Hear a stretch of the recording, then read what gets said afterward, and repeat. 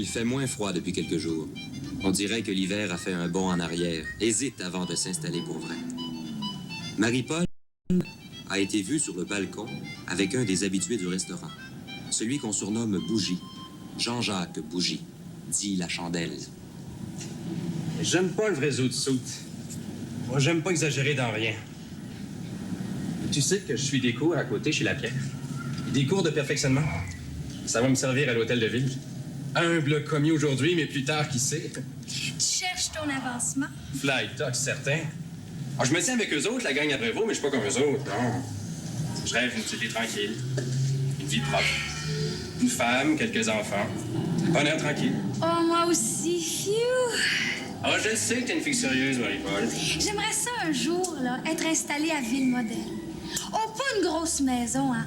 Un petit logis, là, bien simple. J'ai été obligé de travailler jeune. Mais tout de suite, j'ai travaillé dans un bureau. Comme simple messager, j'avais 15 ans et demi. C'est mon oncle qui m'a fait entrer à l'hôtel de ville. Il est ami avec un cousin de Camille Wood. Ça aide les bonnes connexions. Moi, mon père, il parle jamais de ça, c'est pas ça. Mais écoute, s'il y en avait, là, il aurait trouvé des places, là, dans le temps à Lucie ou à Muriel, hein? Je l'aime pas, ta sœur Muriel. Ouais, fine. T'en connais pas vraiment. Ouais, fine, Muriel. Elle fait sa fraîche, elle se prend pour un autre. Parce qu'elle est pas laide, elle s'imagine qu'on va se mettre à ses genoux. Moi, est-ce que tu me trouves pas laide aussi? La beauté, tu sais, c'est dangereux. J'aime mieux une fille moins belle, mais qui a sa tête sur ses deux épaules.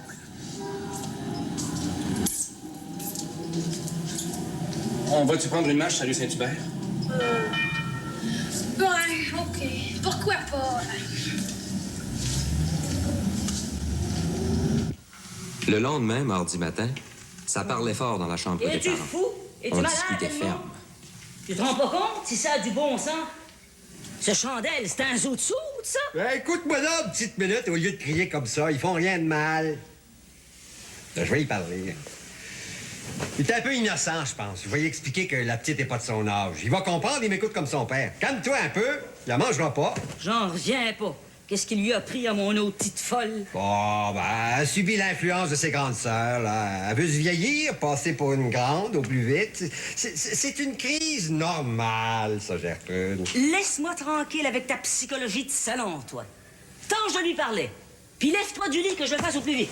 Oups. Oh, regarde, grouille! Hey. Faut que j'aille chez le boucher pour le dîner. J'ai essayé de la raisonner hier, elle s'est démontée. Une vraie crise de nerfs. Ma foi, elle serait tombée en amour avec ce marlot que ça me surprendrait pas. Oh. Mercredi après-midi, face à face avec le grand nœud du problème. Mon père joue les conseillers compréhensifs d'abord. Il refuse de prendre, comme ma mère le lui recommandait, le taureau par les cornes. Il farfine, il fait le tour de la question. Ah, si ma mère avait été là, il y aurait eu des étincelles. Mais mon père, lui, c'est la douceur même. Une main de soie dans un gant de velours. Je vais vous dire. J'aime mieux les filles plus jeunes que moi. Vous m'avez posé directement la question, quelle sorte de fille j'aime? Je vous réponds directement. Moi, j'aime pas les filles de ma génération, toutes des têtes en l'air. Ouais. Il y a peut-être du vrai dans ce que tu dis, là, Chandelle. Mais tu m'en dis pas assez, par exemple. Un fly-bin, c'est pas tant clair, je suis pas un courageux, vous me connaissez. Vous savez ça. Ah, j'aime pas m'épivarder dans un club puis là, gaspiller mon argent.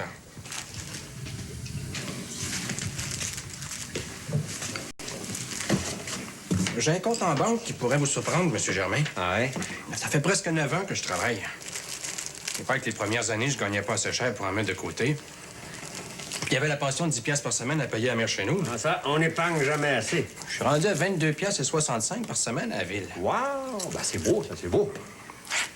Puis j'aime une fille qui a du raisonnement, qui a de la jugeote. Puis j'aime une fille qui respecte un gars, qui sait l'écouter. Ça m'a beaucoup manqué, hein. Mon père est pas mal autoritaire, hein. Il m'écoute jamais. Jamais. Puis j'aime une fille qui sait ce que je vaux. Ce que je vaudrais un jour plus tard. Savez-vous, M. Germain, je chose souvent ces temps-là avec votre fille Marie-Paul. Ah ben justement, à propos de Ben, des Marie-Paul. fois, on va prendre une marche. Mais savez-vous que Marie-Paul, là, votre dernière, c'est la plus sérieuse de votre gang? Elle a de la journée Gwen Flytox. C'est rare, hein? Mais quand j'y parle, elle m'écoute. Elle me questionne sur mon travail, sur tout. Elle a bien du bon sens. Oui, mais Marie-Paul, elle est encore une... Non, j'espère que vous imaginez pas. Ben, je la respecte, vous savez. Une fille, pour moi, M. Germain, c'est sacré. Ça s'appelle tout, je dis pas. Ma mère m'a appris le respect dû aux femmes. Elle n'est pas présidente pour rien. Parce qu'elle est présidente, maintenant, vous savez, des dames de Sainte-Anne. Alors, ma mère, c'est le modèle de femme. Vous me direz pas le contraire. Oh, non, je mens pas. Mais tu sais, Chandelle, dans la vie, il y a un temps pour chaque chose. Puis Marie-Paul, ben, elle est encore à ses études. Ça, c'est vrai. Ma mère le dit, hein. Plus une fille étudie de nos jours, plus ça fera une épouse sérieuse un jour. Qui saura épargner, calculer, et tenir la maisonnée. Et puis élever sa famille comme du monde. Elle savez-vous, mais depuis la fin de la guerre, les mœurs se détériorent. Ah, là-dessus, je peux pas donner tort à mon père. Il dit ça à décadence, Flight Ducks. Mais il en reste des filles propres. Il en reste, Flight Ducks. Ouais, mais n'empêche... Ah, ben, vous allez m'excuser, il faut que j'aille chez le barbier. J'ai un coup propre, pas de cheveux qui traînent là, pas vrai?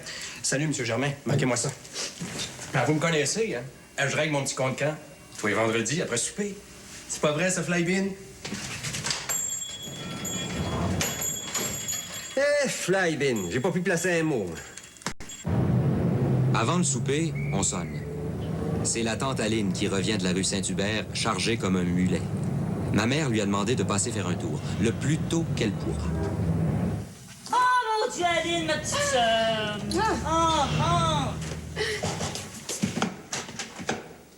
Misère humaine! As-tu vidé les magasins de la rue Saint-Hubert? Bon, merci. Et puis ton mari, toujours? Arthur? Ça baisse toujours. Mon Dieu. Ses yeux, tu comprends? Mais c'est rendu qu'il porte des lunettes épaisses comme ça. Y veux-tu toujours aller à Lourdes? Ah ben non, il en parle plus. Puis tu comprends, ça coûte très cher, un tel voyage en France. Puis ça marchait pas. J'ai dit, on a l'oratoire, Notre-Dame-du-Cap, la réparation. Puis j'ai surtout parlé de Mademoiselle Curotte à Chelsea. Écoute, Gertrude, moi, je suis un petit peu pressée, puis toi, t'as ton souper. J'ai bien pensé à ton problème. Pense pas que c'est pas toute une tuile. Mais ça m'a fait penser à mon Yvonne. Il lui est arrivé une histoire semblable à elle aussi. Elle venait à peine d'avoir 16 ans, puis le type qui lui tournait autour, il s'en allait sur ses 28-29 ans. Oui, puis? Faut pas s'en faire, ça marche jamais, ces histoires-là. Ben, tu comprends bien que ça n'a pas été long qu'elle s'est fait ridiculiser par toutes ses petites amies. Puis lui, ben, de son côté, il s'attirait les colibets de ses amis à lui. Eh bien, ma chère, ça n'a pas duré, ça a cassé sec, crac. Écoute, j'ai même pas eu à m'en mêler. Oh, puis, par après, un gars de son âge est arrivé, et puis bien d'autres garçons par la suite. Je peux pas tolérer ça, Aline. Me conseilles-tu d'aller voir ses parents? À ce grand efflanqué-là?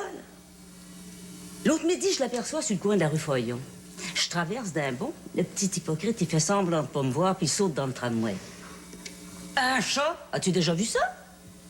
Il m'évite, tu comprends bien, la chandelle en question. Puis mon Edmond, là, toujours aussi doucereux, ben, il parle pas. Il a dit qu'il a essayé hier, mais que l'autre avait détourné la conversation. Elle n'a pas encore 16 ans, Aline. Moi, je te le dis qu'il faut pas t'en faire, ça va s'arranger. Écoute, Gertrude, tu vas être obligée de m'excuser. Il faut que j'aille à mon souper. Ouais. Puis la rue Gounod, ça se marche pas en criant ciseaux, ouais. hein. Écoute, tu vas y parler dans le blanc des yeux à ta Marie-Paul.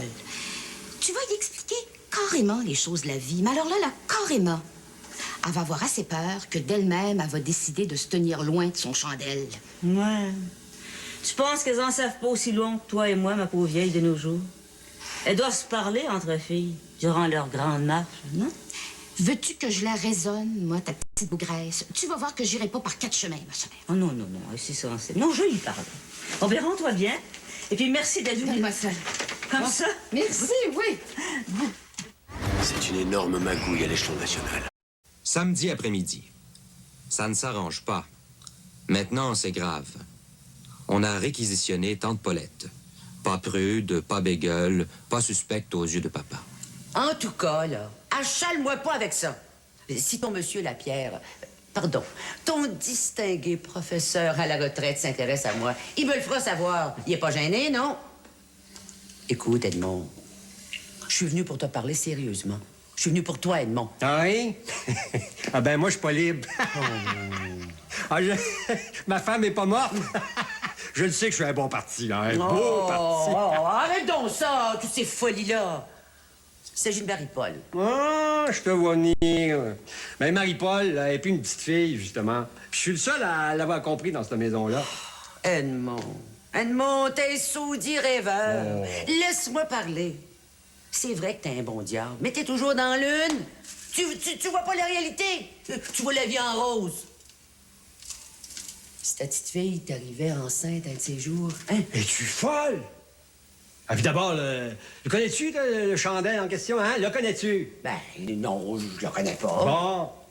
Ben, c'est un garçon rangé, bien élevé. C'est pas rien que des bombes qui viennent à mon restaurant. Il y a du bon monde qui fréquente mon établissement. Edmond. Écoute, la petite, là, elle a 15 ans. Puis d'après ce qu'on m'a dit, ben, lui, c'est plus un gamin. C'est un homme fait, non? Ben voyons donc. Il se promène comme ça avec la petite, il fait rien de mal. Il s'ennuie. Il prend pas avec les filles de son âge. Il est comme trop sérieux, on dirait. Puis la petite, ben, elle l'écoute, là, la bouche ouverte. Ben, c'est de ça qu'il a besoin. Quelqu'un pour l'écouter. Puis comme il peut pas épater une fille de son âge, ben, il a comme un sentiment de supériorité avec Marie-Paul. Ben, c'est tout. Ben, c'est tout. Non, mais regardez-les. Puis tu trouves ça correct, toi, qui servent de Marie-Paul puis t'en faire à croire? Ben, voilà. Je me disais que ça allait durer 1 ou 2 petites promenades, pas plus. Ben, voyons donc, on peut pas durer ben longtemps. Il va se tanner. Il va surmonter le moral, puis il va sortir avec une fille de son âge. Ben, écoute, Paulette. Oh, Edmond, tu me désarçonnes, toi. Ah, avec toi, tout est merveilleux. Tout finit par s'arranger. Tu sais que t'es bien fait, dans le fond. Ouais. Mais, est-ce que t'as parlé comme tu viens de le faire à Gertrude? Morph, les femmes. Les femmes, ça s'énerve. Elle m'écoutera pas. Ah, les femmes, tu sais. Bon.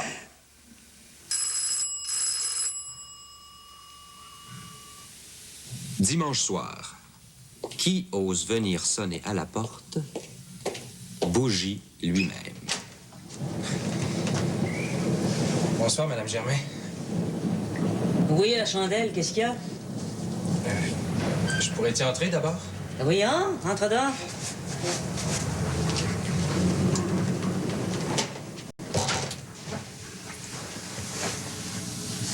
Une belle soirée. Moi, j'aime pas trop. Veux-tu quelque chose, Bougie? Est-ce que je pourrais entrer au salon? Oui, ben oui.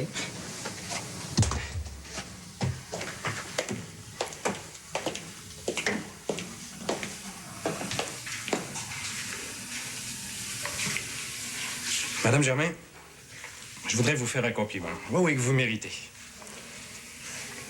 Les filles de nos jours, elles valent pas cher. Ah. Non, celui qui parle, c'est de quoi il parle. Mais vous, Madame Germain, vous avez su élever vos filles dans la bonne façon. Elles sont distinguées. Ça dépend dans quel milieu tu as frayé, mon gars. Je veux parler surtout de votre dernière, Marie-Paul. Oui, Marie-Paul a été bien élevée, justement. Est-ce qu'elle est ici? J'ai essayé de téléphoner avant de venir, mais ma mère lâchait pas le téléphone. Oh, je lui reproche rien, ma sœur. Je regrette, mon vieux, mais la petite est allée étudier ses leçons d'école chez son amie, la petite Martin. Ah. Est-ce que vous pourriez l'envoyer chercher? Par Clément, peut-être? Ou bien si vous lui téléphoniez pour lui dire de venir ici, que je suis là, à l'attendre au salon? Bon. 1 minute, la chandelle, hein? 1 minute, je reviens.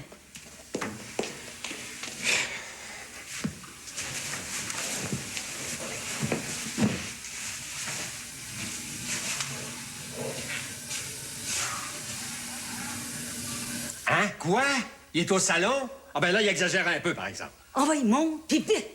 Si tu lui parles pas, là, c'est moi qui vais te le réveiller, puis ça sera pas bon à entendre. Monte vite! Oui, je monte. Je mets la cloche, là, puis je monte. Oh, Seigneur Jésus!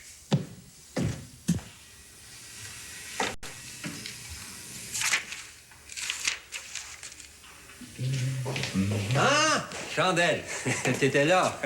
Viendrais-tu avec moi une petite minute au restaurant? là? J'aurais besoin de toi, de ton aide. Un meuble à déplacer, c'est pesant.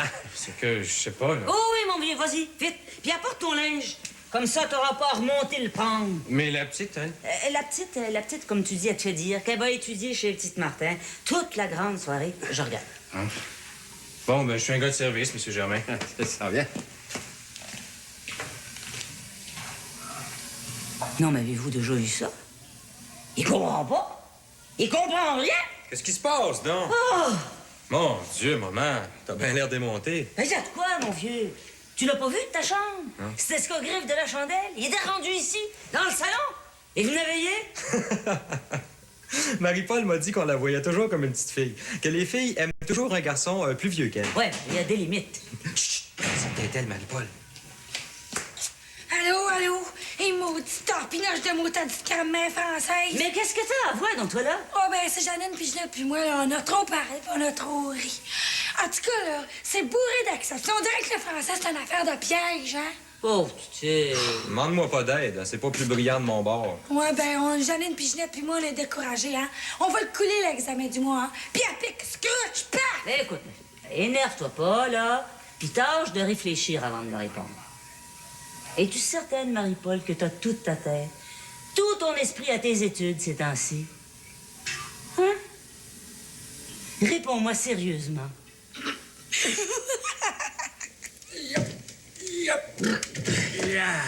Wow! Voilà, c'est pas plus long que ça. Je vais en avoir le cœur net, il venait comme une drôle d'odeur derrière ce meuble-là. Je me disais des fois un morceau de mangeaille, là, une souris, un mulot. Il y avait rien. Ah non, il n'y avait rien. Bon. Ben, pour te remercier de ta peine, là, qu'est-ce que je peux t'offrir? Un petit gâteau, là, une liqueur? Y a rien. Écoutez, M. Germain, je suis pas borné à ce point-là. Hein. Votre femme veut pas me voir chez vous en haut. Chandelle, sois raisonnable. T'es un garçon intelligent. Votre différence d'âge, là, on t'en veut pas à toi en particulier, mais c'est l'âge. Oui. Le jeudi suivant, Marie-Paul est plus gaie, plus naturelle. Mais ce soir-là, ma mère est décidée. Au grand mot, les grands remèdes. Elle veut que cette histoire insensée finisse aujourd'hui.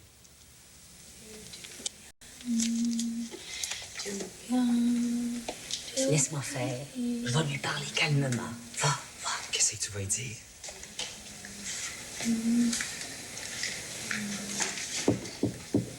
Oui, qu'est-ce qu'il y a encore?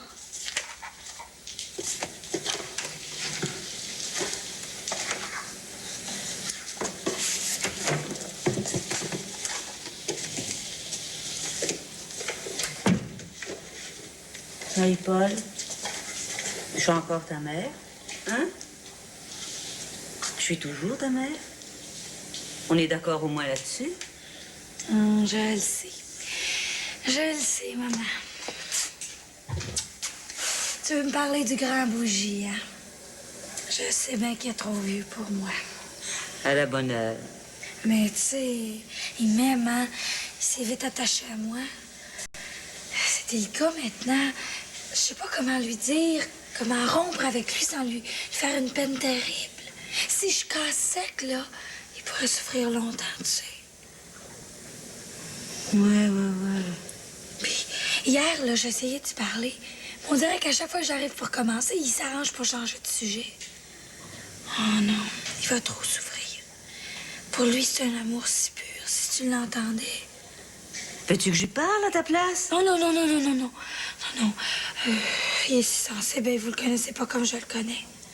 Non, je vais prendre mon courage à 2 mains. Il le faut, mon ange. Il le faut. Tes études passent avant la sensibilité du grand bougie. Hein? Bon, ben, maman, là, va lui demander de passer au salon pour me voir. Ça va être la dernière fois. Puis là, ben, je vais lui dire, comme ça, là, pour pas qu'il y ait trop de peine. Un jour, plus tard, peut-être, hein, le destin. Je voulais casser avec votre fille. À cet âge-là, c'est si fragile, si rêveur.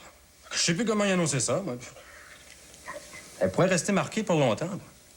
Ne pas pouvoir m'oublier. À cet âge-là, on peut être marqué si facilement. On est fragile, hein? Ben là, je te reconnais. Je reconnais le garçon sérieux que tu es, Bougie. Ben, je vais t'arranger ça, moi. Je vais lui dire, je sais pas, moi, que tu étais parti en voyage. Non. Laissez-moi faire. Vous savez, c'est grâce à elle, la petite, si j'ai soudainement repris confiance en moi. Hein? Elle m'écoutait parler pendant des heures. Ça m'a redonné du guts. C'est drôle, la vie, hein? Avant hier, j'ai téléphoné à une ancienne pour lui demander de sortir avec. Elle a voulu Fly Talks.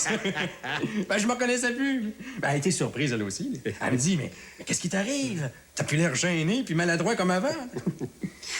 C'est à une petite fille de 15 ans que je dois ça. C'est pour ça que je veux pas lui faire de peine. Ah, vous êtes là, Monsieur Bougie. J'allais vous téléphoner. C'est drôle, ça, hein? Oui. Marie-Paul aimerait que vous montiez au salon. Oh, ça vous dérangera pas longtemps, juste quelques minutes. Elle voudrait vous parler. Ah bon? Je vais monter.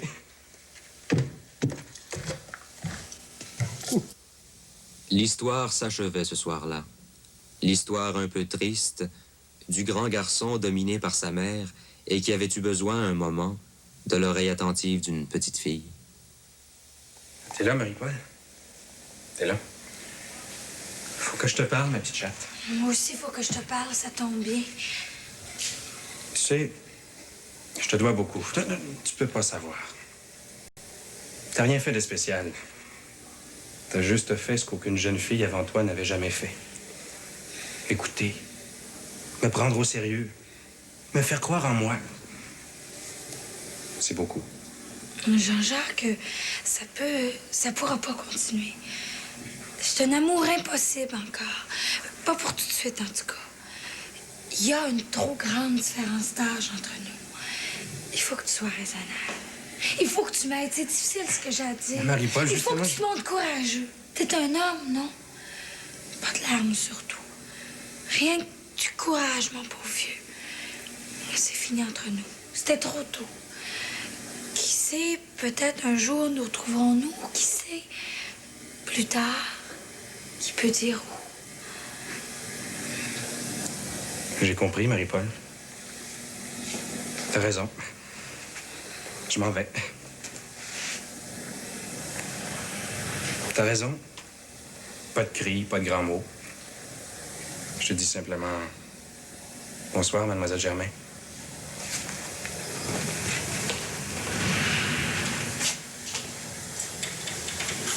Bonsoir et merci pour tout.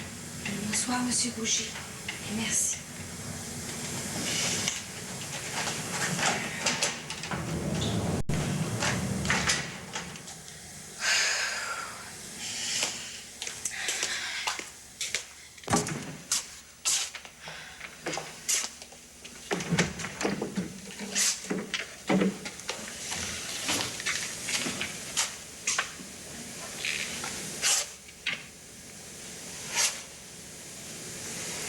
C'est mieux comme ça? Tu penses pas? Demain, là, tu me feras un lunch. Je vais dîner à l'école. On répète une séance dramatique, puis j'ai un petit rôle. Oui. Puis je te mettrai du jambon pressé. Comme tu aimes.